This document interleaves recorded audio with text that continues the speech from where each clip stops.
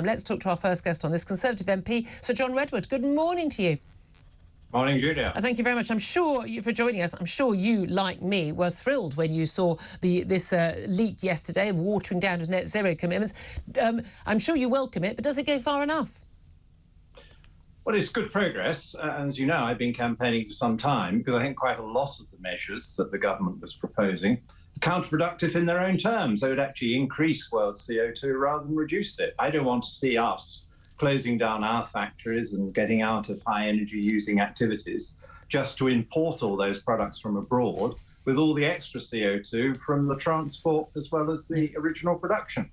And I was very critical of the forced electric cars before people want to buy them. Because, of course, if you or I did go and buy an electric car today and took it home to plug it in to recharge it, they'd have to run a gas power station to give us the extra juice to top our car up because the renewables are flat out whenever they can produce. Yeah. I mean, that's the reality. And I'm very aware, having spoken to so many politicians on this, lots of them very much in favour of net zero, how you're rather more knowledgeable about this than most of them are, because most of them seem to be completely unaware of, the balance of our energy consumption in this country between electricity and other forms, and how much we have to rely on the backup of gas and nuclear for the solar and wind power that, as you say, is intermittent. But also, crucially, the fact that the net zero targets would allow for us to import anything terrible, anything made in China, made with a coal-powered factory, wouldn't count as towards our emissions. It's an accountancy game. It's just a tick box game. It doesn't actually achieve anything. It was never really meant to achieve anything other than virtue signaling on the world stage. And by the way, the rest of the world don't really care what we're doing on net zero. Well, I mean, worse than that, China is exploiting it very well to their own benefit. Oh, they're laughing at us. They're absolutely laughing at us. I would love to have these green jobs that we hear about. I don't want to turn down nice green jobs to make better products. But the truth is that our solar panels and our wind turbines and our car batteries at the moment are all being made in China, and the jobs are in China. Well, that isn't surely a good idea for the British economy. And as you rightly say, it's an accountancy fault.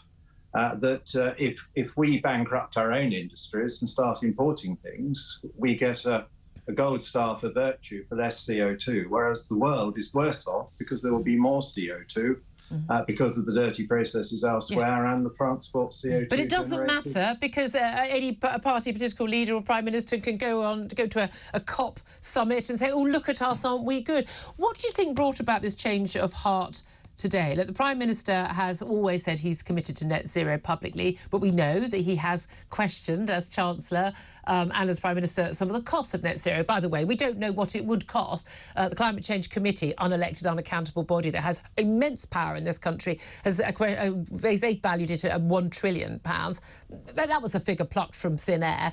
The National Grid reckoned it was something in the region of £3 trillion over those years. The Treasury said they don't know how much it will cost. This is a policy that is totally unconstant, but we know is very expensive. Why do you think the Prime Minister is changing his tune now, when only a couple of days ago he was telling car manufacturers, I'm not going to water down that ban on the sale of new petrol and diesel cars and bring it in later. I'm going to stick to that policy. And a couple of days later, he's changing his tune. What happened in between?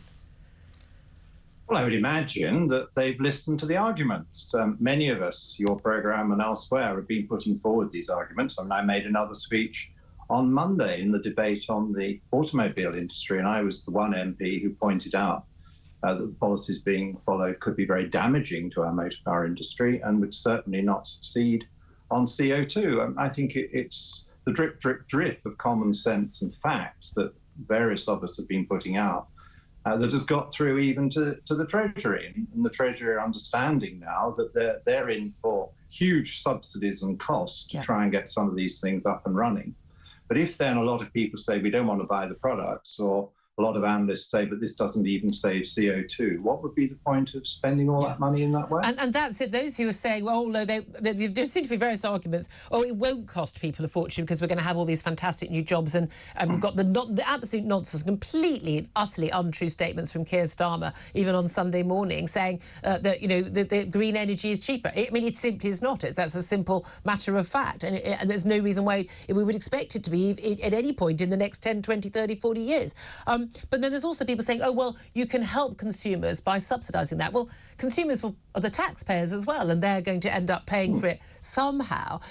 Is there an element here where he's kind of trying to tie Labour's hands, where he's going to delay these bans? Labour will go, oh, no, this is wrong, we believe in net zero, and they're going to commit to it. But he's making sure that a Labour government, if they are elected next time round, they have to own these policies and can't say, oh, well, it was the Tories who did this.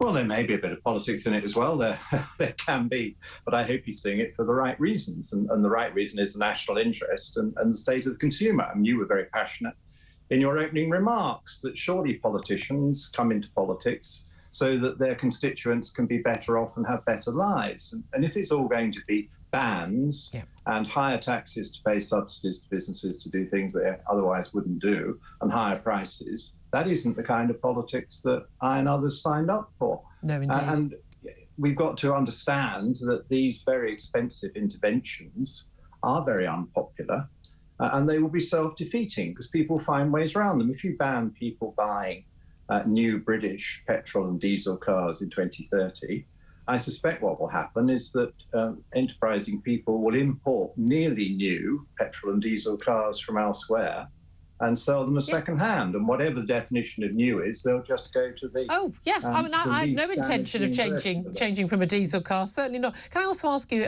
just about Brexit? The EU apparently is looking at having different tiers of sort of different circles of hell, if you would like, of membership of the EU.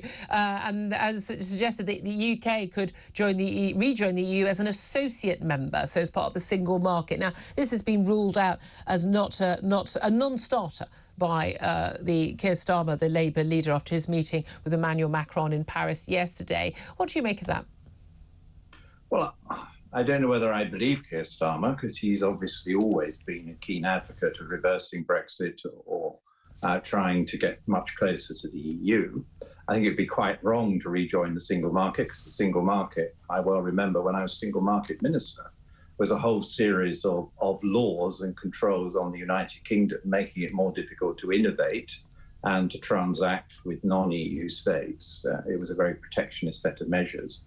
And we are at last free of that. I don't think we're using our freedoms enough yet, but I think global Britain needs to be free to make its own laws and should not have laws dictated from Brussels, which what associate membership with single market membership would mean. Indeed. And what do you make of where we are in terms of the migrants here? Because migrant hotel costs now have risen, according to Home Office figures, to £8 million a day. Last time we reported on this, it was £6 million a day. This, by the way, is people smugglers have cut Channel migrant crossing prices by more than half. The market is working on that front, certainly. What do you make of that migrant situation? Well, there's been a little bit of progress in reducing the numbers, but not nearly enough, which the government freely admits. And I think the government is still hamstrung by the long delays in getting a final legal verdict on one of the main parts of their policy, which is to have a safe place to send people to. And once that is in place, then you would expect people not to bother to come to Britain in the numbers they're currently doing, because they'd end up somewhere else. But without that, it is more difficult. Meanwhile, the government has got to work away on the things it's already doing. Labour seem to have been unaware that the government has been working very closely with the French authorities and sending them money. And we need a higher success rate from the French authorities in stopping illegal boats that are jeopardising the lives of those travelling on them and enriching the organisers in a very unpleasant way. Indeed. Sir John Redwood, always good to talk to you, Conservative MP Sir John Redwood. Thank you for that.